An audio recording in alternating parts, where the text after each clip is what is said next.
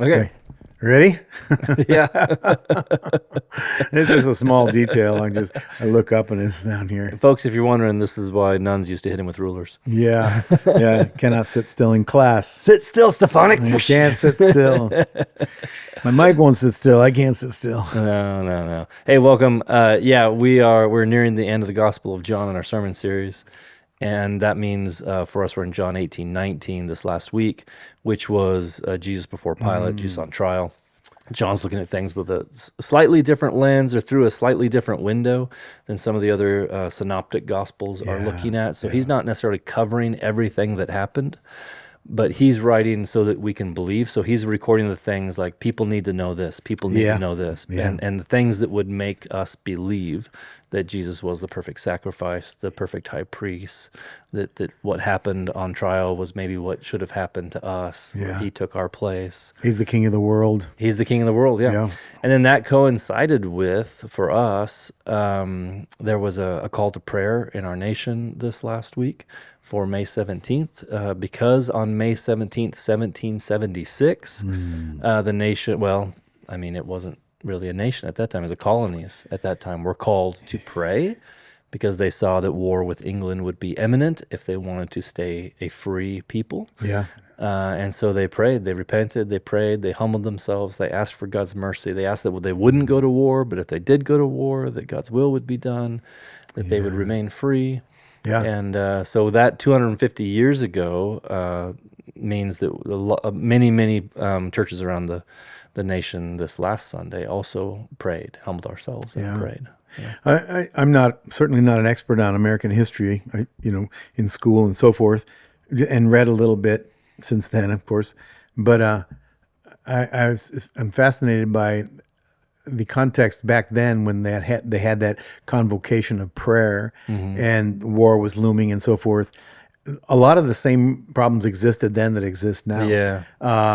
The colonies weren't as united as you'd like to think they were. The church was certainly not united, but they all kind of rallied around a common need, like we want to get through this. Yeah.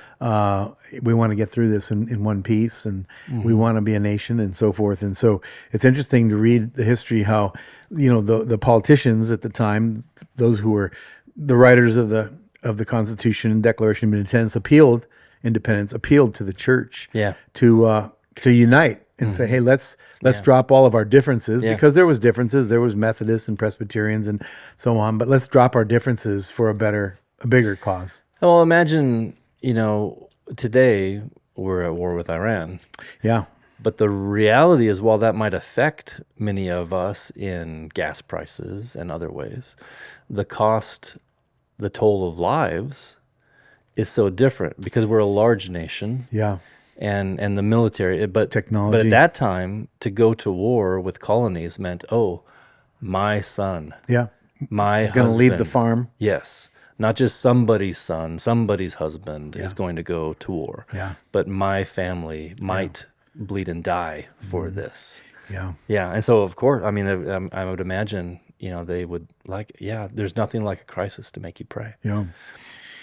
It's been interesting, over the last 250 years, and this is what we talked about on Sunday, how, the church and the state have always wrestled with their relationship. And, of course, there's tons of conversation about this right now, the separation of church and state, Christian nationalism, are we a Christian nation? But the fact is that Christianity has played a huge role in the formation of our country.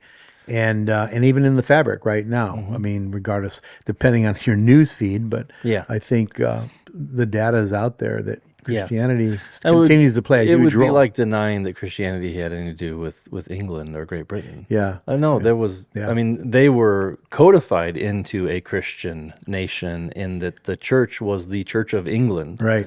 And so they were very much a Christian nation, but we also have those same roots. But we said, no, let's not have a state church.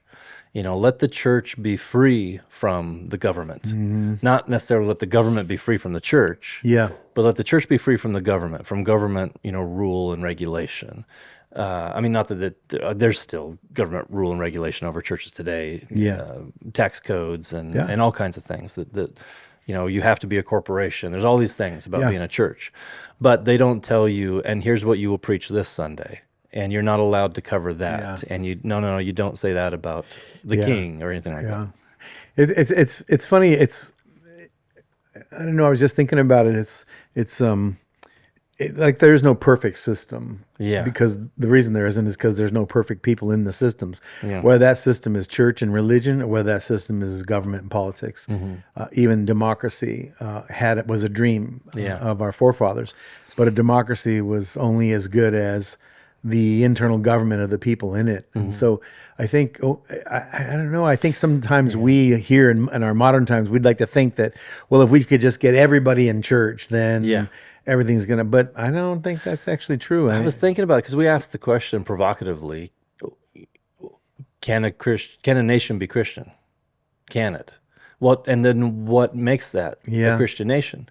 And I was thinking about China or many other countries, but places where the government might even be anti-Christian, very much opposed to Christianity. And yet such a large number of people have come to Jesus in China.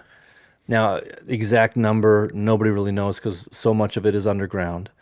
But is that a Christian nation? There's so many of the people are believers. And at what point, like, is there a particular number?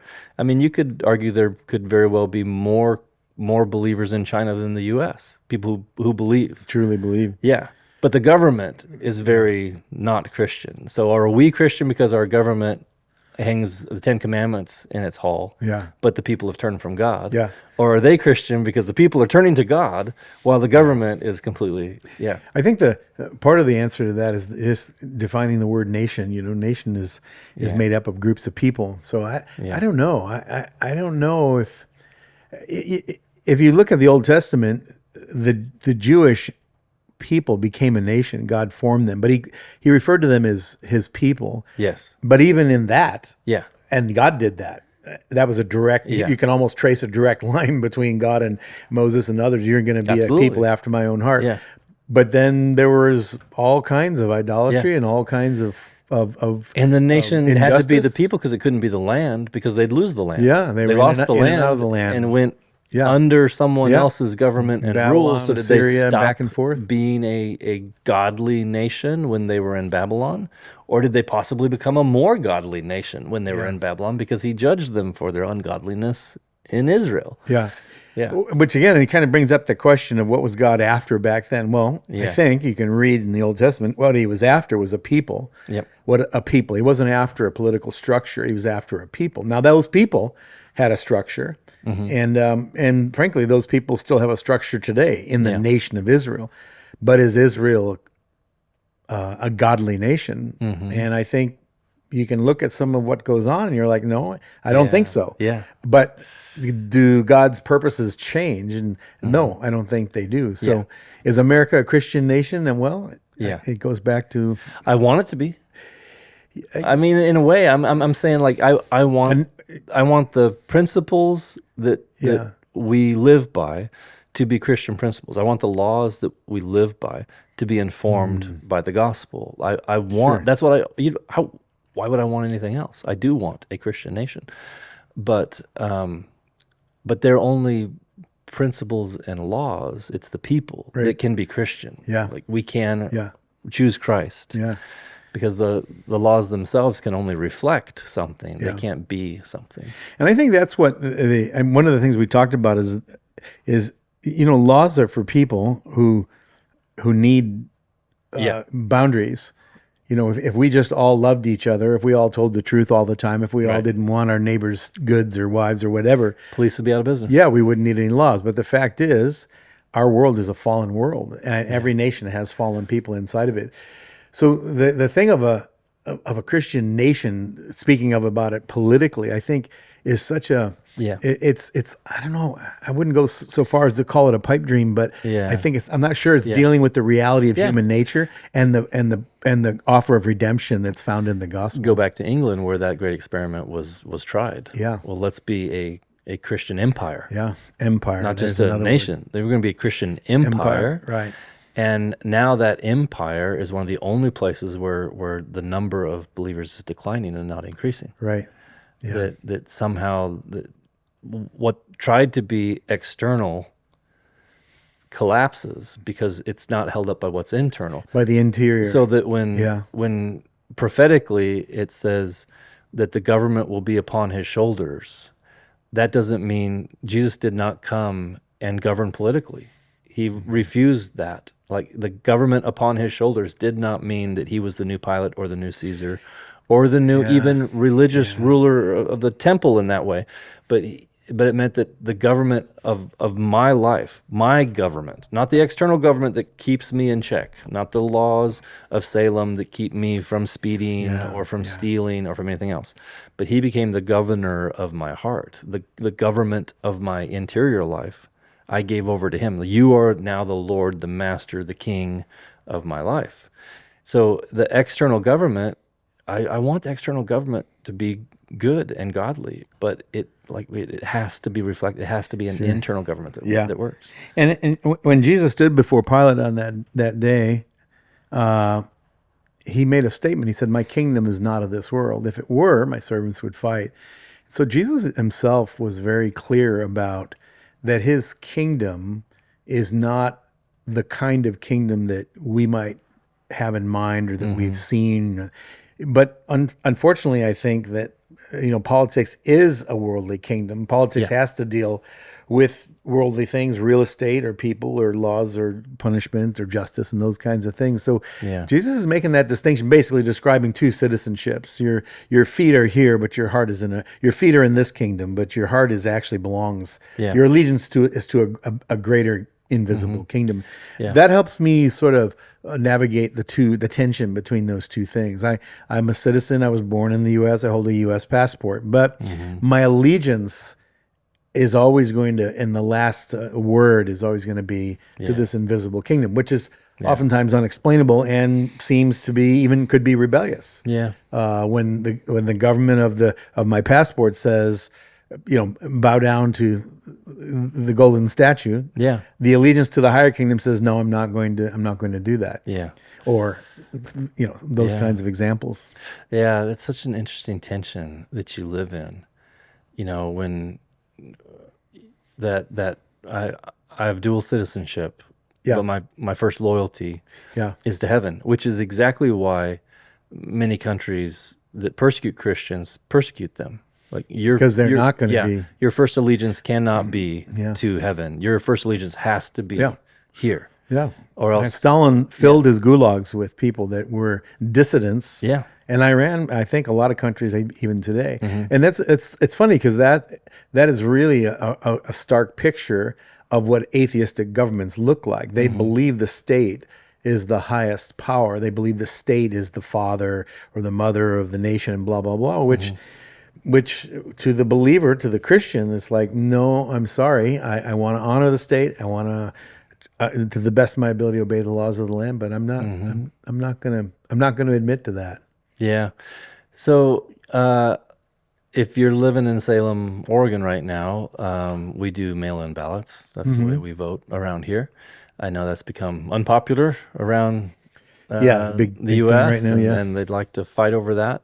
I mean, just out of convenience sake, I kind of love my mail-in ballot. It's really nice to just be mailed the ballot, you fill it out, you mail it back in. Might that have problems? Yeah, sure, it probably does. I don't know. But that means we all just got to vote. We just did. It's sent to us. We voted. And I'm hoping that believers vote. I want believers to vote. I don't want, being a dual citizen and your first allegiance to heaven does not mean you don't care about where you live. It does not mean that you don't impact and want to have an impact on the world around you. Matter of fact, it means you should be the best citizen of the place that you live. You should be an ideal citizen because you care about the eternal, not because I care so much about eternity. Who cares about who's in office right now? Who cares about what law is passed right now? No. Just the opposite. I care deeply about those things because those things affect people's daily lives. The Bible describes our citizenship as being stewards, and a steward is someone who is trusted with somebody else's resources, and it says it's required of stewards that a man or a woman be found faithful. So what does that mean to be a good steward of my? I've been given, or I've been loaned, I should say, certain things. I've been given a body. Yeah. I've been given an ability to pay bills, money, resources, land, houses.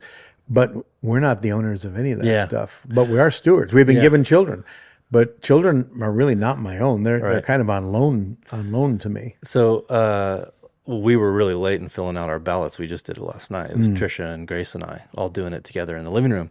And, you know, my daughters always ask, like, well, what do you think about this? What do you think about that? And, you know, they're making up their own minds, but they're asking, well, Dad, what would you vote here? What would you vote there? Well, what's the right thing to do here? And it's challenging to navigate.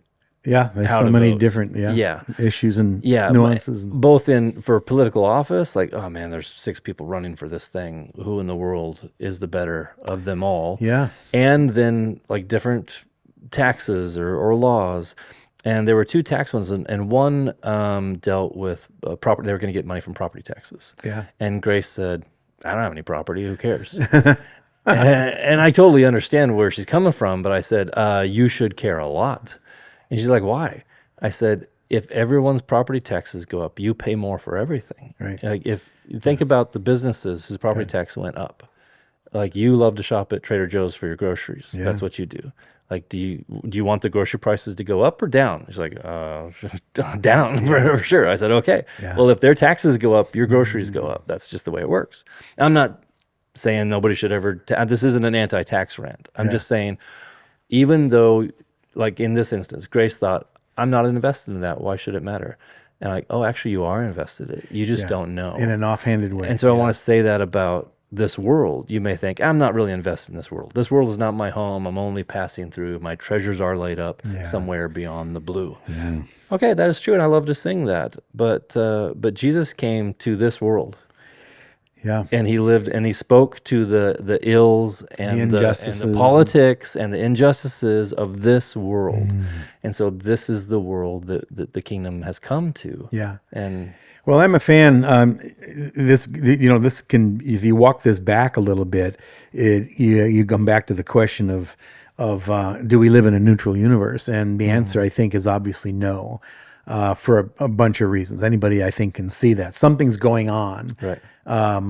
Weeds magically appear in my yard. I've never had to plant weeds. Yeah, never I've had to never plant once weeds. planted weeds. So in the same way, I think in the morality of peoples and men and women and then cities, states, nations, whatever, I think there's always this presence or this inertia that moves towards injustice. It just seems like you look at the major issues of our day, like trafficking of women and children or crime or things like that. Well, those things they never seem to go away. So at some point, good people or honest people or people that have the power to bring it to an end or at least curb it, if they don't use that power, then we're being poor stewards again. Absolutely. So when I vote, I want to look at people that are going to use their power wisely and justly. That are going to use their money and our money wisely and justly. That are going to champion causes that I think bring life and not bring hardship to people unnecessarily. One of the statistics that I mentioned on Sunday, it just makes me crazy, is that less than 20% of Christians vote. That's just that's a shame. It is, yeah. And frankly, it's a passive approach to the world we live in. We've been given an opportunity to have a say in what is good or what is not good. So, is it perfect system? No. But to withdraw from the system then abdicates just to evil. Like you were saying earlier, internal, external, imperfect people, weeds, all that. I think the systems that work the best have to jive with correct theology. And they may intend to or they may not intend to. For instance, I think democracy jives well with reality and with theology. I think it does. I think the division of powers in the U.S., I think they wisely thought we should not put all power in one position, but we should have these different... The different branches of government. equally capitalism. There's been a lot of backlash against capitalism in the last, I don't know, well, for a long time, I guess, but Yeah. more so with young people than ever before right now. I think it's partially because they think this system isn't working for me. It's stopped working for me. I can't buy into the American dream. There's no on-ramp into my parents' future anymore. What they got with a high school diploma, I can't get with a college degree. It stopped working. And I think the reality is that capitalism does work, but it works because it jives with the part of theology that says that we are sinners and that we are basically selfish at our core and wants what's best for us. And Yeah. capitalism allows for that. Hey, rather than you distribute your money, socially to everyone. Like we're going to take your money, we're going to redistribute it to everyone Yeah. who needs it. Capitalism says work for your own self-interest. Yeah. Go work for your own It self-interest. punishes laziness. Yeah, don't be lazy. Work hard. Yeah. Because we know you like to take care of yourself. You like good things, and so you start businesses or you invest your money, and you have personal property that belongs to you. And I think all of that, in some ways, it feels like, well, that sounds ungodly, and yeah, it kind of is. But it recognizes that man is selfish, Yeah. and so it kind of works. Yeah. Is the reality. Now, I'm not saying that capitalism is perfect. I hope you didn't hear me say that. I think it is very imperfect.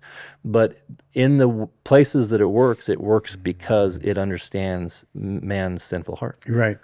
Yeah, there was a great book out, used in universities. I believe it was called Capitalism and the Christian Work Ethic or something of that nature. And so it really unpacks that whole argument of the philosophy behind it and impact and so forth. But I think you're right. I think that ideas, someone said, have consequences, and when you carry our ideas into policy, public policy, or how that works out in day-to-day lives of people, you really begin to see some of the fruit. Yeah. So with our own kids, for example, we wouldn't just give them everything they wanted. We wouldn't just tell them you never have to do any chores. Well, maybe I'll just speak. With my kids, I wouldn't just say, you get a free ride, you never have to work, you never have to do any chores, you get to do whatever you want, whenever you want. Well, then we would end up raising monsters. They would be self-centered. And frankly, I think it's because of fallen human nature. So what do I do is as a parent, I try to create good tension. I try to push them towards challenging themselves. I try to push them towards an ethic, a moral ethic of honesty and hard work and sacrifice and things like that. I just think that makes for a good family, and it also makes for a good society. It makes for a good school. Makes for a good business. Hard work. Who? Again, the funny thing is who in their right mind would argue with that? Hey, we just want honest employees. We want them to show up on time. We want them to work hard. We want them to serve our customers and serve one another and be nice to each other. Yeah. But obviously, that isn't what how everybody sees the world. Yeah. So. Yeah, and that same selfishness that makes capitalism work in the ways that it does work also has kept some people, you see corporations where someone is getting multi-million-dollar bonuses, Right, and the people in that corporation that work on the ground minimum can't wage afford can't afford a home. Yeah, and that's the breakdown, isn't it? And again, what's the old adage? Power corrupts, and absolute power corrupts. Absolutely. Yeah. So when you get to the top of your journey, your game, your business, whatever, and you lose, again, I believe the biblical ethic of love your neighbor as yourself. That's the shame of it, and that's the breakdown of it, frankly. Then. And that's why you hear all the criticism, of course, today. I remember Adam's our head of schools at Cross Hill Christian School, saying one time, I'm not going to keep him to this. This is just kind of an offhand conversation as we were talking about politics and voting, and he said, I think the best system is a benevolent dictator. Yeah, a lot of people. He said, if you just had a good, if you had who was perfect in all of their ways. If you had a truly good man, I'd let him be the dictator. Yeah. Like you just decide. And if he was wise enough, and if he was good enough, Yeah. Yeah, that makes sense. Yeah. The problem is, Yeah. The $10,000 question is, has that man ever appeared on the stage of history? And the answer is no. Yeah. No. I mean, it's just, that's so bizarre. This last weekend, we read we read an excerpt from a paper that Václav Havel, the first president of the Czech Republic, I believe it was an award ceremony, Yep, right? it was an award ceremony. And he was just talking about the corruptive nature of politics and positions. And it was amazing. I thought what we read was great. If you weren't there on Sunday, you can find it on our webpage. But he just talked about why people get into politics, why they get into leadership. Yeah. They get in to make a difference in the world. Yeah. The idealists start with, I've got this good idea that I want to implement. Yeah. Unfortunately, not everyone's even an idealist. Some people just get in for the perks. Right, yeah. The idealist gets in for a good reason, but then the idealist, after he's in, has to deal with, oh, wow, actually, I have quite a bit of power now. Yeah. And people, and I'm somebody. I'm somebody. People want my attention, and they're offering me things for that attention. And there's perks that go with this because I am so important. They're treating me a certain way. Yeah. And even the idealist has a really hard time not being You start believing your corrupted. own press. Yes. People tell you you're wonderful. Yeah. People tell you you deserve this, you deserve that. And at first you might resist it, but if you're not careful, you cave into that. So much so that I think every wise nation has realized, we've got to put limits on this. There has to be things like term limits that say you can only do this for so long. Think about Frodo and the Ring of Power. You can only carry this for so long. You can only put this on your finger for so long. This kind of power is corrosive and corrupting. And even though you are this mild-mannered, idealistic little hobbit, you will turn into something other than yourself. You will turn into Gollum. Yeah. Over time. Right. It'll corrupt you. Gollum started a hobbit and became a monster, basically. And so we have to put limits on this. You can only carry this kind of weight for so long in time. But also there should be limits put on, you can only have this much power. We're not going to put too much power in any one position. But you can only do this, and you can only do this if you get the agreement of these other parts of government, or the checks and balances is what we're describing. Because we realize theologically, or thankfully the founders realized theologically, that without a correct system, the human heart will corrupt. Yeah.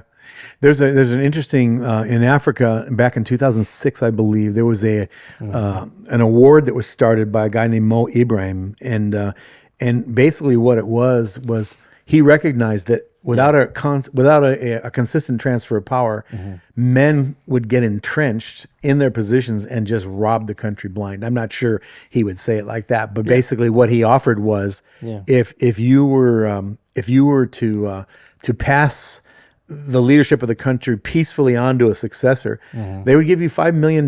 They give you like $200,000 over a period of I think 10 years or something like that. And since that time in 2006, only I think six presidents of a continent that has, what is Africa, 44, 45 nations. Only 6 people have actually taken that organization up on that. Because in a way you're saying, hey, if you'll climb off that mountain of money, I'll give you $20. Yeah. Like, why would I go? No, I've got all the money I need as long as I'm in power. I could live on $5 million, I think, for the next few years. Yeah. But again, you're right. I think the perks, they blind us to our, and frankly, that's not just the government. I think the same principle applies in business. Yep. I think the same principle applies to the church. Now the church is different because I don't think they have as much of a money pot, if you can put it that way. Yeah. But there's power, there's influence, there's affirmation, and man, I don't know, it starts with a parking spot. Yeah, small compromises. Hey, pastor, take this spot. I'm not, please, if you're a church with a pastoral parking spot, I'm not picking on you. Yeah. I'm just saying, it's these little perks. And then the other day I'm watching this thing, and some churches like to call the pastor's wife the first lady. I think it's ridiculous myself. I think it's the silliest thing in the world. I think there's no use for it.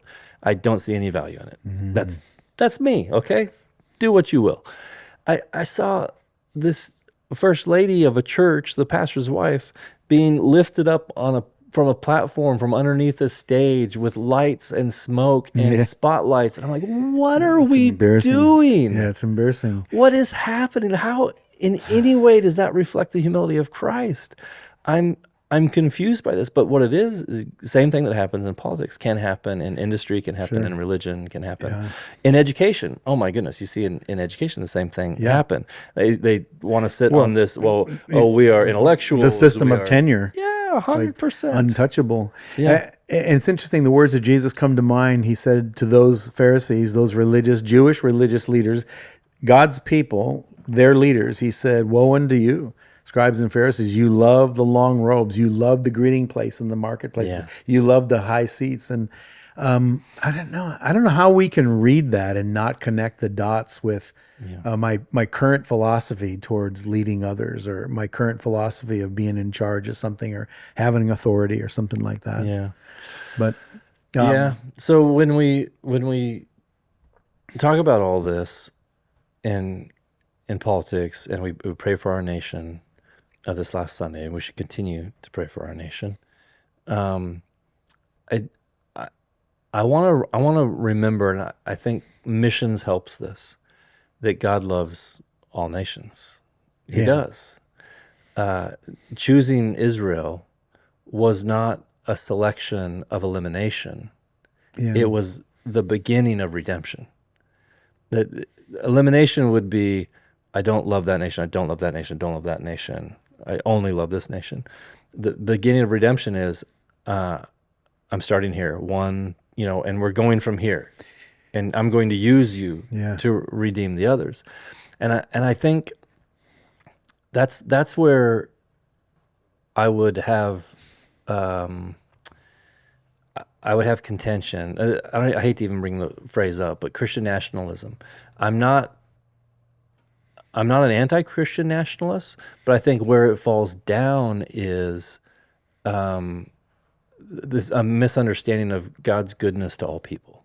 That love your nation, whatever nation you live in. Yeah, Love your nation. Yeah. But what does it mean to love your nation? Right. What does it mean? It doesn't mean to elevate them above God, certainly. But for the Christian, loving your nation means how do I love my brother? I make disciples. Yeah. I love God first. Yeah. If I really want to love my nation, first I have to love God. Then I can love my neighbor, and I can make disciples of all people. And Scripture says, of all nations. Yeah. And so are we discipling our nation? Yeah. Are we seeing that happen? Back in the Old Testament, when the Jewish people were carried off into captivity because of their sin, Jeremiah told them, he said, listen, seek the good of the city. Wherever you're taken captive, he said, seek the good of the city. He said, because if you do that, he said, you're going to honor God and you're going to prosper. So plant gardens and work faithfully and so forth. And I just thought, how counterintuitive that might be. Hey, this ungodly, quote unquote, nation has just carried us off, my family, my goods, into captivity. And you're telling me to seek the good of the city. Well, of course, the only way that's possible is if you have your eyes on a bigger kingdom and a bigger and a bigger ending, a greater story. And I think that's kind of that.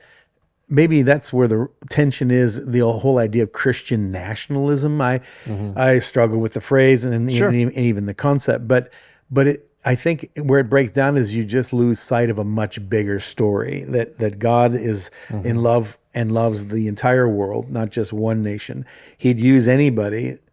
It says in Chronicles, the eyes of the Lord go back and forth throughout the whole earth, and he's looking for anybody whose heart is turned towards him so that he can show himself strong on their behalf. And so I just think God's not a respecter of people. He's not a respecter of nations or your favorite baseball team. I think he's a respecter of anybody whose heart turns toward him. And that's very different than globalism. Yes. You're like, oh, global. We're afraid. No, we have to be nationalistic, or else we're globalism. Get swallowed up. Yeah. No, it's very different than that. It is. I'm very happy to say that under God. Yeah. One nation under God.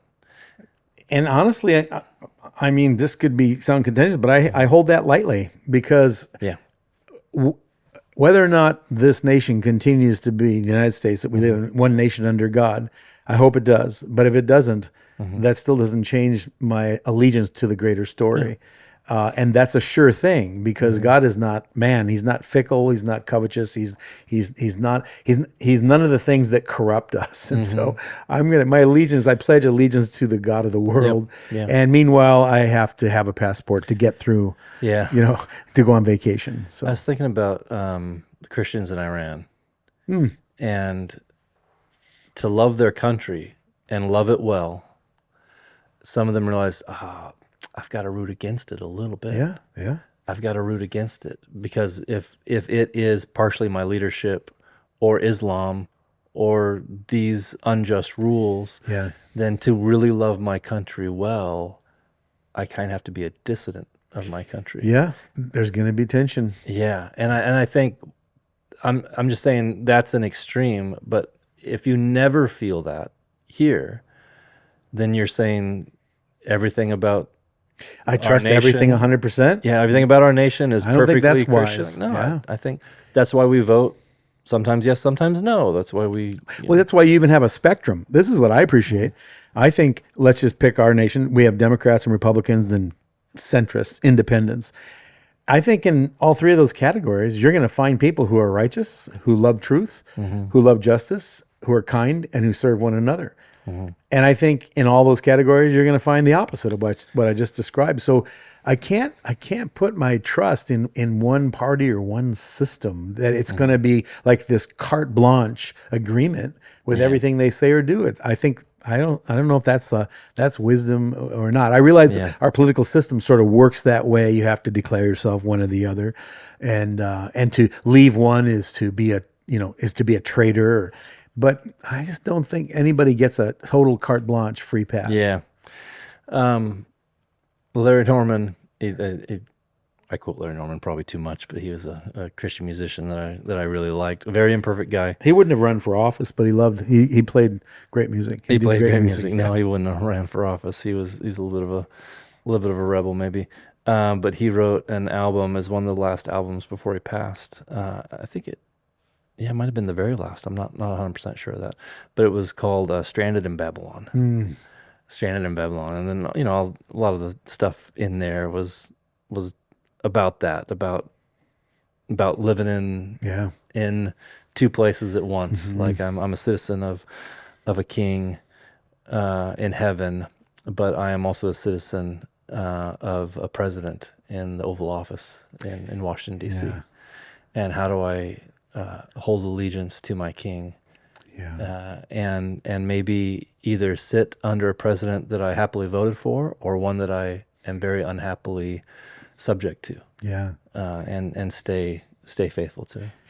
And if I can't find myself anchored, think about this: if I can't find myself, if I'm not anchored in a sovereign God who rules the nations and puts people in and out of office, then I'm going to be an angry citizen, or I'm going to be a disappointed citizen, or I'm going to be, I don't know, I'm going to be a partisan citizen, and I'm going to, half the world is my enemy. And I just think that's a terrible way to go through life. It's a bitter way to go through life. I mean, why can't I find the good in everybody around me, or seek to find the good? There's more good in others than there are in some, but I just think, our world right now, our culture right now is so divided and divisive that if you're not with me, you're against me. And that's a shame, because we're all fallen sinners in need of God's grace. That's the thing that binds us together.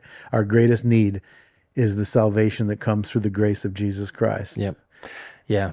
Yeah. We'll at Church on the Hill unashamedly say the gospel is the answer. Like every other. If you have a better answer, we'd love to hear from you. Every other answer is temporary and will soon become the problem. Yeah. Every politician that you want voted in can easily become the politician you want to vote out. Whereas Jesus reigns supreme ever, never fails, never lets us down, never stumbles. And then you might hear what he just said and think, well, that's a cynical approach. But I think it's actually a very hopeful approach, and it's a very realistic. For a couple of reasons. One is just look back over the last 300 years of human history, and you're going to see a lot of carnage and a lot of injustice, and you see a lot of brilliance at the same time. But I mean, we're not a pie in the sky people. We just have this hope that Jesus is truly the authentic, real deal King who rules the world in a way that we don't totally understand, but he's going to have the last word in human history. So. Yeah. All right. Well, we found a topic we could talk a lot about. Yeah, well, maybe that's not that hard for you and I, but yeah, probably ought to wrap it up. It's a great topic. It is. Today's election day. Oddly enough, as we record this right now, it's Tuesday and ballots are being turned in, and we'll see how it works. Yeah. We live in some interesting times, especially in the Pacific Northwest. So. Oh my goodness, yes, yeah. That's a whole other topic. But the number of people that have, you mentioned it, I think on Sunday, the number of people that are leaving their city, or leaving their state because they just like, this isn't where I. Well, that should be a wake-up call for us. You know, when the Oregonian, which is the secular, so to speak, mouthpiece of Portland, Oregon, when they say 40% of their people want to leave the city, I think everybody should pay, because that's not a win. That's a losing proposition for the city with businesses and families and jobs and all kinds of the church. That's just, no one wins if 40% of the people want to leave their city. The West Coast where we live has been a social experiment for the last still is. I don't know. Watch what's going on in Seattle. Really, in many ways, we've moved towards a liberal worldview, and that. Not in. There's many positive senses of the word liberal that I like. Sure, it's not all bad. But unfortunately, this one is a humanistic liberal worldview that doesn't agree that there is an absolute truth or an absolute author, and there is. And so we experiment by passing laws that allow man to do as he wills, and gives him, unfortunately. Painful consequences that we felt in our state, in all the West Coast, really. Yeah. In that time, that I'd love to see changed.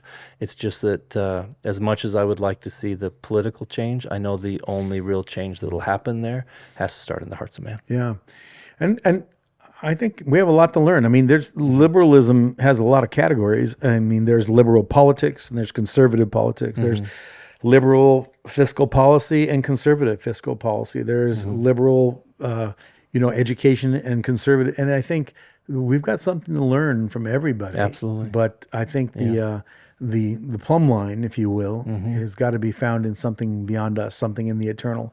Yeah. I believe there is a plumb line. There is a right and there's a wrong, and it's discoverable. It's not hidden. But when you start down a road and, like I said, ideas have consequences. You create policies that you don't see the end of those policies. I want to be liberal with grace. Yep. Yeah. I want to be liberal with grace. I want to be free with grace. Yeah. In kindness. Yeah. Well, folks, thanks for checking in with us. If you got questions about what we're talking about and you'd like us to talk about that, or there's a topic that we hit on that you want to talk about a little bit more, that's fine. We'd love to do that. You can reach out to us, and we'd be happy to talk to you personally or talk from this platform about it, either one. And then, of course, as we preach through the Gospel of John, we're going to hit a few more topics. It'll be Memorial Day weekend coming. Hope you get some time off. Yep, and Father's Day not far after that. Yeah, Father's Day is coming as well. So we're gonna have Sunday, both of those weekends. So please come and join us on Memorial Day. We'd love to see you, and then come and join us on Father's Day. It's going to be a good one. I'm excited about it. All right. Love you guys. Bye. Have a good one.